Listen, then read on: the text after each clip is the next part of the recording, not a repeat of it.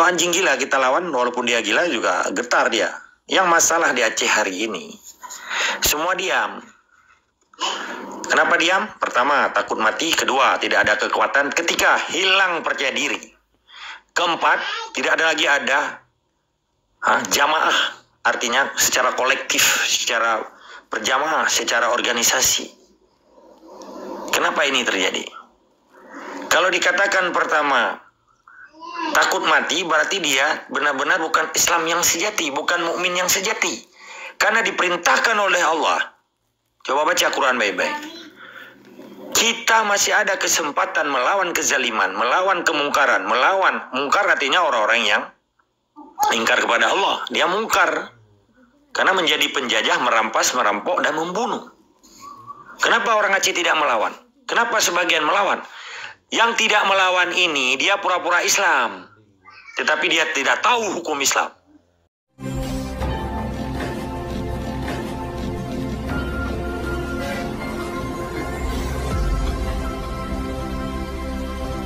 Kalau anjing gila kita lawan, walaupun dia gila juga getar dia. Yang masalah di Aceh hari ini, semua diam. Kenapa diam? Pertama, takut mati. Kedua, tidak ada kekuatan. Ketiga, hilang percaya diri. Keempat, tidak ada lagi jamaah. Artinya secara kolektif, secara berjamaah, secara organisasi. Kenapa ini terjadi? Kalau dikatakan pertama, takut mati, berarti dia benar-benar bukan Islam yang sejati, bukan mukmin yang sejati. Karena diperintahkan oleh Allah. Coba baca Quran baik-baik. Kita masih ada kesempatan melawan kezaliman, melawan kemungkaran, melawan mungkar artinya orang-orang yang ingkar kepada Allah. Dia mungkar karena menjadi penjajah, merampas, merampok, dan membunuh.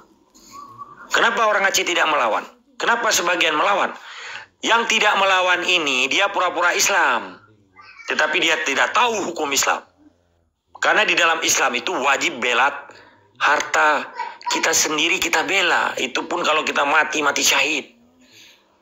Seorang pencuri masuk ke rumah kita, dia merampas, kita wajib bela sekalipun mati. Apalagi negara yang direbut. Ada enggak hari ini di daerah-daerah itu menceritakan tentang bagaimana membela kepentingan harta, agama, negara, sampai kita jangan sempat diinjak-injak di tanah kita sendiri. Why? Apa solusi yang terbaik? 4 tadi, mengembalikan semua. Mindset, oriented, destination for our life. Apa destination kita di dalam kehidupan ini? Menginvestasikan agama, ilmu, semuanya alat kehidupan kita untuk menuju surga. Apa yang kita investasikan? Amal kebaikan kita. Ketika ada yang melawan, ketika ada yang menjarah, ketika ada yang merampok, kita harus wajib lawan. Kenapa hari ini tidak dilawan? Dan kenapa diam di seluruh tokoh-tokoh yang berselingkuh hari ini dengan Indonesia? Berarti dia biadab. Dia korbankan agamanya, dia korbankan perintah Allah demi kepentingan sesat dan demi kepentingan pentakuji. Dia jual agamanya. Ini biadab. Dia biarkan pembunuhan di Aceh. Tidak ada yang membela. Mana dadamu, mana Islammu, mana jiwa dan semangatmu yang disebut dengan amar ma'ruf nahi mungkar? Cuma hanya hafal-hafal saja. Jadi bagaimana cara melakukan 4? Kembalikan tadi. Iman dan takwa itu jangan takut karena itu perintah Allah. Jangan takut. Jangan takut kepada yang kita takuti perintah Allah, bukan takut kepada perintah Soekarno. Maka saya secara pribadi sudah ragu dengan Islam yang cuma hafal-hafal di mulut Islam, tapi dia nggak pernah membela Islam. Tidak ada dalam otaknya untuk mendirikan negara Islam seperti nenek moyangnya. Cuma numpang hidup di Aceh.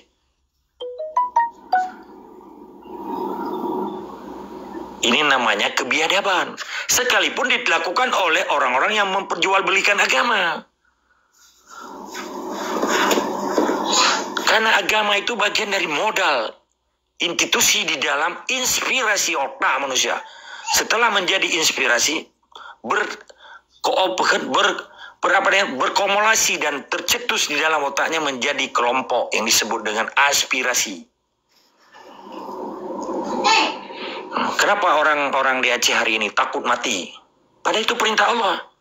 Berarti agamanya nggak jelas. Kenapa nenek moyang kita berani mati untuk mengusir penjajah Belanda? Kenapa? Why? Kenapa mereka itu berani mati? Berani mati syahid artinya. Dia bela agamanya, dia bela negaranya, dia bela perampokan, dia bela pembunuhan, dia bela semuanya. Kenapa hari ini diam dan malah berselingkuh? Bermitra, berkoalisi dengan penjajah? Apakah dia tidak tahu bahwa hari ini ada penjarahan, perampokan, penindasan, pembunuhan? Berarti biadab kalau dia nggak tahu. Betapa kasarnya mereka, betapa biadabnya mereka. Pembunuhan massal yang dilakukan di Betongat. Satu hari itu ditembak Tengku Bantakia beserta muridnya 56 orang. 121 orang jadi injury, slachtover, victim, korban. Pesantrennya pun dibakar. Kejadian di Simpang KKA 56 juga hampir bersamaan, dibunuh anak-anak, ditembak habis-habisan dengan seragam negara mereka, dengan uniform negara mereka. Kembali, apakah harus dibenarkan bisa dibunuh bangsa Aceh dan negara orang? Kenapa diam semua? Kenapa buat muktamar? Tidak pernah dia bela kepentingan orang Aceh hari ini. Muktamar apa itu? Yang jelas muktamar settingan untuk membenarkan kezaliman. Berarti mereka juga tokoh-tokoh zalim sebenarnya. Jadi poinnya, kalau ditanya sama Adinda Lansir itu, poinnya kita harus bersatu. Kita harus melawan setiap kezaliman itu, sekalipun itu mati. Kalau Anda takut mati, jangan berjuang. Kita balik hari ini, kenapa Indonesia begitu berani dia? Bawa senjata, bawa tentara untuk mempertahankan, padahal bukan apa yang dia pertahankan. Tanah orang yang dirampok kan, wilayah orang yang dirampok, udah jelas tadi kan. Pada pemaparan pertama kan, siapa mereka? Apa legalitasnya? Apa legalitas, apa dasar hukumnya pencuri masuk ke rumah kita? Dia bawa senjata bunuh pemilik rumah. Apa dasarnya? Itu dasarnya cuma syaitan, otak syaitan, pikiran iblis, pikiran merampok, pikiran haram jadah bahasa kasarnya. Jadi kenapa hari ini ketawa-ketawi banyak tokoh-tokoh dari spiritual itu, dari daya-daya itu, metingkutiji bahasa Aceh, cipika-cipiki. Why? Apa yang kita ngomong ini salah? Pembuktian kan? Kejadian di rumah gedung, disiksa berapa banyak bangsa Aceh yang beragama Islam. Semua orang Aceh itu Islam. Yang dibunuh itu Islam Aceh. Kenapa kiai-kiai di Jawa ketawa-ketawi? Dan dia senang dibunuh orang Aceh. Memang mereka bukan orang yang beragama, menjual agama demi kepentingan untuk merampok Aceh. Apa bedanya dengan tungku-tungku yang di Aceh dibayar dan berkawan dengan yang bunuh orang Aceh? Sama juga dia pembunuh. Jelas?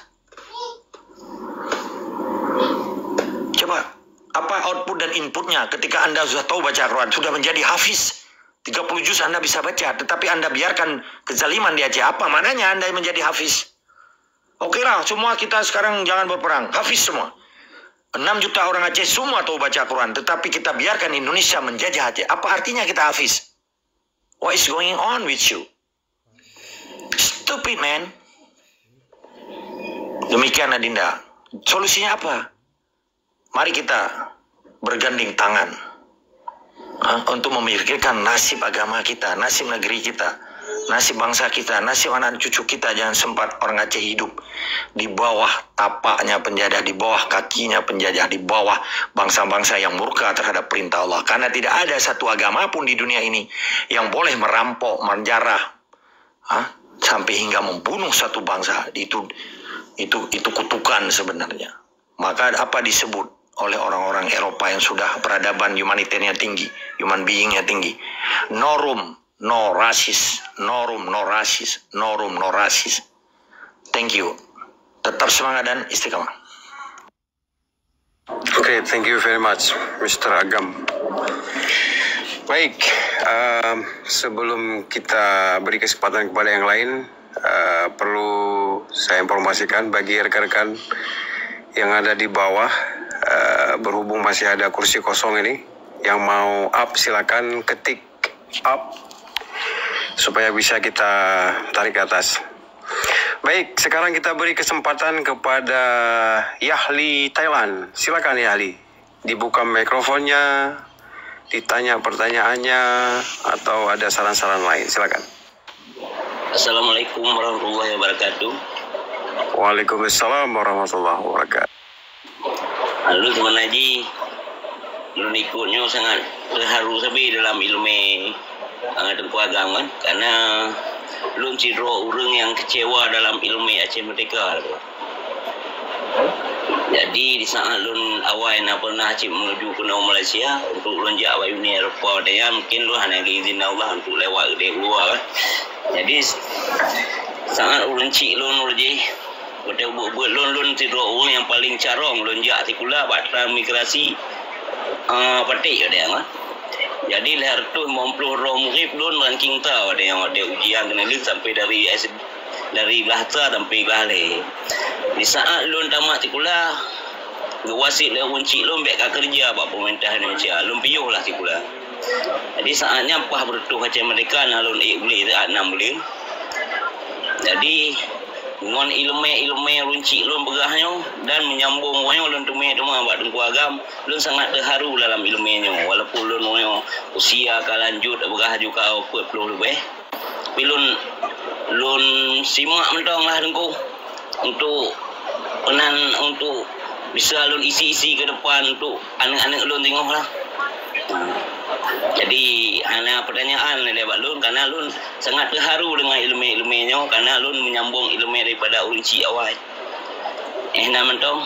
Assalamualaikum warahmatullahi wabarakatuh. Waalaikumsalam warahmatullahi wabarakatuh. God, Yahli Thailand. Berhubung ronon simak-simak ile, laki mah beredat, payah nak perih di miup karena nah rekan-rekan kita yang kena jadi payah tak gantong-gantong supaya supaya nak kesempatan pertama Jadi laki ini lagi ada buka nak kesempatan ngondai cara pun dari bukan nak. Okay, good. Lun simak sabi no. Good. Ya, lo ikuti. Okay. Ya.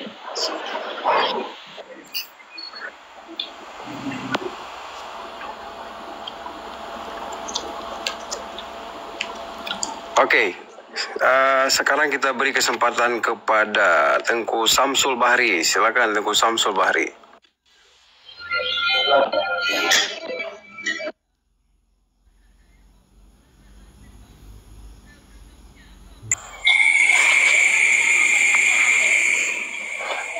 Oke, terima kasih. Assalamualaikum warahmatullahi wabarakatuh.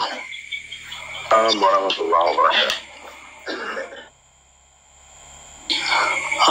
Dari Luntuan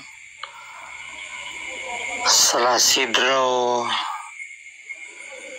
pejuang tahun 8 ti kuriung tanpa orangnya mentang Nabi sehat di Allah mentang naumung mentang tersemiki lagi yang kepegah le Tengku Agam kalau meisu dan bina rakan-rakan ngon-ngon mandum-mandum kamu tabi merah putih insyaallah uronyo Luntuan tetap di posisi lagi masa kepebiah le Yusuf Ali selaku Panglima, Yusuf Habis sebagai Gubernur Aceh Sumatera Merdeka di masa tahun 88 di Matang Siju Tengah. Jadi menyobalun untuk pertanyaan ke Tengku Agam hana karena ilun lung asah sagai bate dan mata yang kagak belum ahli Tengku Agam. InsyaAllah tetap istiqomah lagi gemaksud le Tengku Fadlun Musa. Menan sagai balun tuan untuk pertanyaan hana pura tumanyong memang hana bahan bahkan yang ada yang kana talun nasah kembali. Dan pakai bersehat selalu bu sampai terus bawa teh ngidin Allah tak megrak kelai. InsyaAllah walaupun lun umur ka 55 tahun lun siap tentang kembali umur lun di pada 25 dan 50 tahun menantang semangat. Terima kasih. Assalamualaikum warahmatullahi wabarakatuh. Waalaikumsalam warahmatullahi wabarakatuh. Baik, terima kasih Tengku Samsul Bahri. Baik, sekarang kita kasih kesempatan langsung saja kepada Bang Uus. Silakan Bang Uus. Asyhadu an la ilaha illallah wa asyhadu anna Muhammad Rasulullah. Assalamualaikum warahmatullahi wabarakatuh. Kepada rum-rum yang mandum, saudara-saudara alung yang sama Mekah. Nyona kata-kata lu kesilapan duduk, nyona pun nggak salah, ada pun aja deh belum. Ada betul, ada pun tuh saling, okey. Baca abang Fadlun, yang mulia abang Fadlun. Semoga doa berselamat iman dengan pemudah rezeki upayamu. Bang Fadlun, doa lung sepanjang umur Bang Fadlun. Amin ya rabbal alamin. Bang Fadlun, betul lah nanya Bang Fadlun. Kejut urung tanya Aceh hangga Sabah Bodoh titik pertemuan. Adapun urung di luar rekrut juga Sabah kumpulan adapun yang diketuai Salah Sidro untuk memerdekakan Aceh. Ya, baru urung di luar. Jadi kena malah ada framing ke berakhir mana malam kena framing ya. Ada masjid ke Sabah Bodoh ke gijuk Sabah pendapat untuk bahas pertemuan. Jino masalah untuk kemerdekaan Aceh. Okey. Sabah kesimpulan yang diharapkan urang Acehnya benar diketuai Sabah perkumpulan yang diharapkan oleh Aceh. Yang di dalam Acehnya mungkin sangat-sangat haus untuk merdeka karena sudah katib tak ditindas di bumi Acehnya karena buat sepak Jawa ya mungkin tak ada ditindas cuma ada yang harus sadari yang betul ada pun yang salah. Tapi pengharapan orang Aceh Bang Fadlun kan sangat-sangat menghargai inspirasi Ron. Cuma bentuk Sabah. So yang diketuai ada pun musyawarah. Tapi banyak tunggu Fadlun. Kan? Ada masjid ada bentuknya. Musyawarah dengan ulama-ulama Aceh. Nehei, kahanjit don wo kena Aceh, ya kan? Tak maklumi rumah orang Aceh pil dalam rumah Aceh juga maklumi ya tapi nehei ulama-ulama luar nepegat Sabah momentum musyawarah dan muzakarah yang mungkin alhamdulillah sang beta 100% hasil ji mungkin dia nak inspirasi yang gad lah Bang Fadlun. Kemudian bacut Bang Fadlun dia dah sambung ulama Fadlun. Terima kasih Bang Uus. Pertanyaan yang luar biasa. Silakan Tengku Agam. Enggak, alhamdulillah terus semangat ke Tengku Bang Uus. Hai suuganya nyo kaim tak lun dengar. Tetapi perlu bahasa Melayu perlu digarisbawahi. Perjuangan Aceh itu bukan kumpulan atau organisasi. Perjuangan Aceh adalah perjuangan bernegara yang telah dilakukan oleh Paduka Yang Mulia Tengku Syekh Hasan Muhammad Ditiro berdasarkan 4 Desember 1976 itu ke atas nama negara. Jadi kita sekarang perlu kita sisir, artinya kita tracking, kita lihat mana yang kekosongan di dalam Kabinet Kepemimpinan Perjuangan Aceh yang selama ini menjadi pincang. Contoh, di luar kan sudah ada 2 Perdana Menteri, 1 Presiden, Presiden ASNF, atas nama pimpinan kolektif kolegial. Ada 1 presiden dari Kias, ada 1 lagi ketua majelis GAM pusat. Saya nggak perlu sebut nama. Nah, ini kan kita cerita perkumpulan atas nama kabinet mereka lah. Di sebalik dari di sebalik dari para pejuang yang ada di Aceh, pasti di dalam Aceh juga ada perwakilannya kan, cawangannya lah kalau bahasa Melayu, pasti ada pengikut-pengikutnya. Jadi kita lihat ada dua kacamata yang kita lihat. Pertama dengan akal sehat, kedua secara administrasi negara, tata kelola negara Aceh. Karena ini kan tidak menyangkut dengan penjajahan dulu, karena yang kita lawan adalah penjajahan. Jadi kita cara lihat logika akal sehat lah. Ketika udah terbentuk dari tujuan yang sama, strategi yang berbeda, musuh yang sama. Ada Perdana Menteri, pasti ada Panglimanya, dan seterusnya. Begitu juga beberapa faksi atau HUN atau kelompok.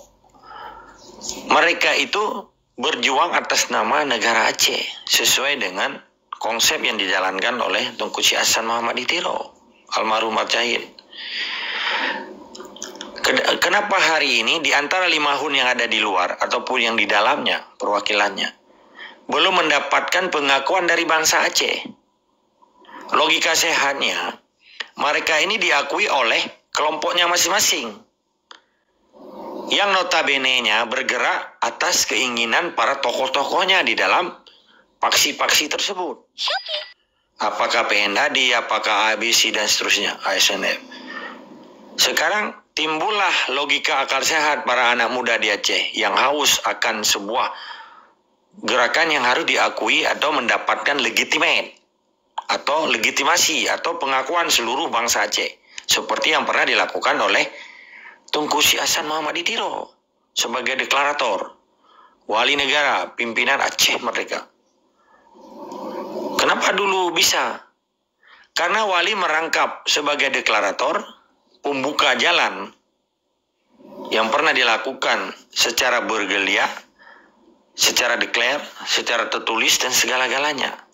Hingga ada pernyataan di Cot Kang Gunung Halimun 4 Desember 1976, dan wali menjadi pemersatu, menjadi pimpinan tunggal. Kenapa hari ini terpecah-pecah? Ada, bukan nggak ada. Tetapi di mana sekarang yang disebut lembaga wali negara? Bukan wali Nangro ya. Kita nggak ada urusan dengan wali Nangro, itu nomenklatur Indonesia. Yang dijaji oleh Indonesia itu Lamir Indonesia.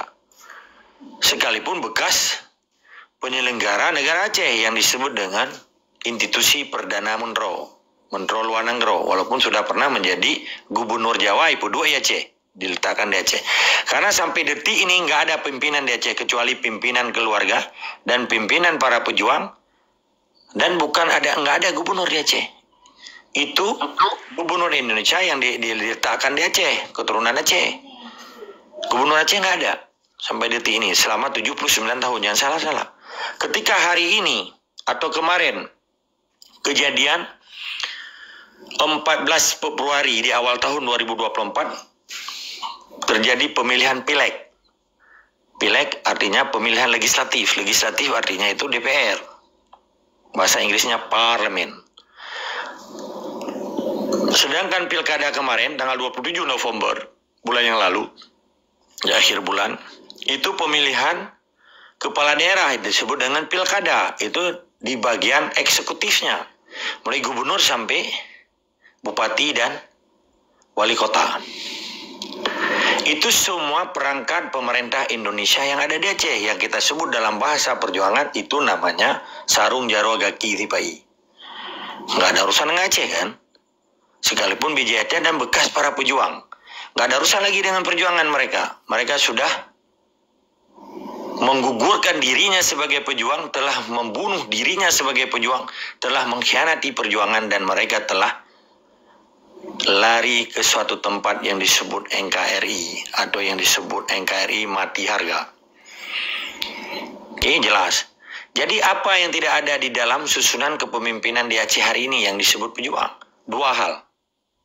Pertama, legitimasi dari para pejuang yang ada 5 kelompok ini atau HUN ataupun paksi yang belum mendapatkan secara keseluruhan pengakuan bangsa Aceh. Solusinya apa? Ada menurut saya. Menurut saya ya, jangan diikuti juga. Kedua, sudah 14 tahun setengah hari ini. 14 tahun setengah, artinya 14 tahun 6 bulan 19 hari. Wali negara Tunku Syekh Hasanuddin sebagai pimpinan tertinggi belum diganti oleh seorang pun. Ini sebenarnya error dan fatal di dalam kepemimpinan.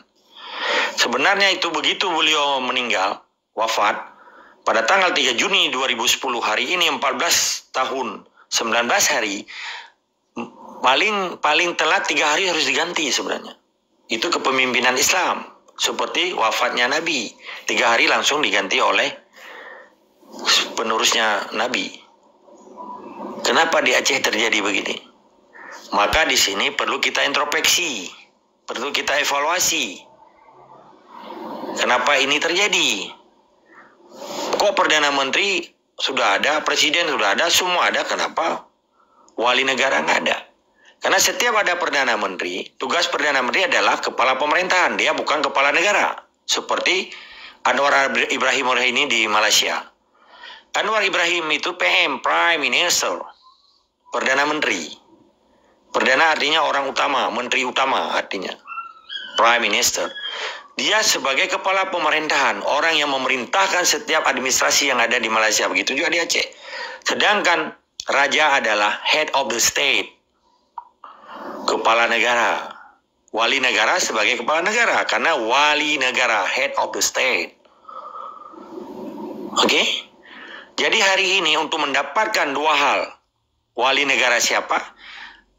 Dan bagaimana untuk mendapatkan legitimasi atau pengakuan bangsa Aceh. Maka harus kita lahirkan kongres. Seluruh komponen, seluruh stakeholder, seluruh elemen bangsa Aceh harus dihadirkan untuk mewakili, untuk menciptakan suasana yang kondusif, untuk melahirkan wali negara. Apakah besok terpilih di antara mereka yang sudah menyatakan diri, para pejuang, yang 5 faksi tadi? Nggak masalah. Yang penting institusi tertinggi wali negara itu harus diisi. Jangan terulang kali sejarah kehilangan wali negara 65 tahun. Kalau tidak wali negara yang bangkit 4 Desember 1976 dari 3 Desember 1911 sampai 4 Desember 1976, itu selang waktu 65 tahun Aceh kehilangan pimpinan tertinggi yang disebut wali negara. Maka hari ini semua para pejuang Aceh, baik yang sudah berada di jalur perjuangan, kita tetap saling menghargai karena mereka berjuang bukan di dalam Jawa, bukan di dalam sistem Indonesia. Pasti mereka masih menghargai 4 Desember sebagai Independence Day, hari kemerdekaan, masih menghargai simbol negaranya, lambang negaranya, bendera merah, bendera bintang bulan dengan garis hitam di atas, diapit oleh 2 putih, begitu juga di bawah. Jadi poinnya apa? Solusinya adalah 2 hal. Mencari momentum yang tepat untuk melahirkan Kongres Bangsa Aceh yang terdiri dari seluruh komponen dari bangsa Aceh, mulai masyarakat, tokoh masyarakat, alim ulama, tokoh intelektual, LSM, NGO, non-government organization, macam-macam, semua civil society, mahasiswa, santri, ulama, semua ikut hadir. Kenapa ini nggak bisa dilakukan? Karena masih ada banyak hama, masih banyak parasit yang merongrong jiwa-jiwa para pejuang. Itu harus kita akui. Maka tugas kita waktu kita tanam padi, ya tugas kita ya harus kita bersihkan ilalangnya. Setiap Anda tanam padi pasti tumbuh ilalang. Tidak pernah Anda tanam ilalang akan tumbuh padi. Demikian, tetap semangat dan istiqamah. Baik, terima kasih. Semoga pertanyaan dari Bang Uus terjawab sudah. Pada intinya, ya, wali Bang. Yap. Jadi, ya silakan. Oke, siap. Bacut agama Allah ya. Titip perjuangan pastinya pengorbanan.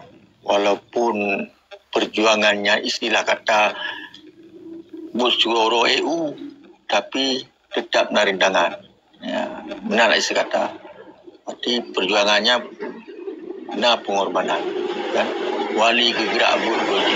Nah rintangan kan perjuangan sebab-sebab rintangan jahit urut ba sipang gagaa ba arakundo di betung ba rumah gedung titik perjuangan kan sabab pengorbanan tapi Kino urung Aceh nyo framing. Kino hamu kele tamu perang, urung hainti mu perang karena mu perang yang penuh pengorbanan. Mati urung dum so tanggung jawab. Dan yang jadi tanda tanya agama Allah kan kiban tacot tasikapi perjuangannya kan bekna korban urung menantu. Good, Bang Uus balon jawab mentang. Oke, saya jawab ya.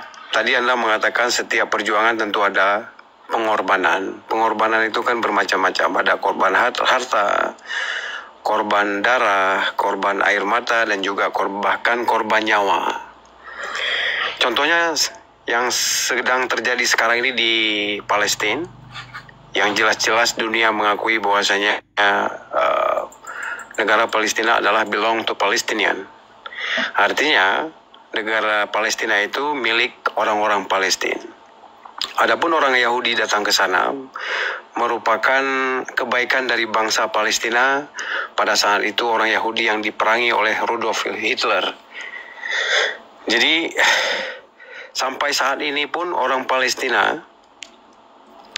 banyak yang menjadi korban, banyak yang hilang nyawa, bahkan anak-anak bayi-bayi yang baru lahir. Jadi kalau misalnya kita berbicara masalah perjuangan hari ini terhadap Aceh tanpa ada pengorbanan, saya rasa ini tidak mungkin. Apalagi sekarang ini kan banyak orang-orang Aceh yang sudah secure, artinya intinya sudah merasakan kebahagiaan. Meskipun pada kenyataannya kesejahteraan itu tidak dirasakan oleh bangsa Aceh secara keseluruhan. Jadi istilahnya Indonesia sekarang ini memberlakukan politik belah bambu. Satu dipijak dan satu diangkat. Sehingga di sini terjadilah kecemburuan sosial. Karena semua orang di dunia ini menginginkan kesejahteraan dalam hidupnya. Dan kita bangsa Aceh, kesemuanya dimanapun berada, tentunya mengharapkan kesejahteraan itu secara adil dan merata. Begitu Bang Uus.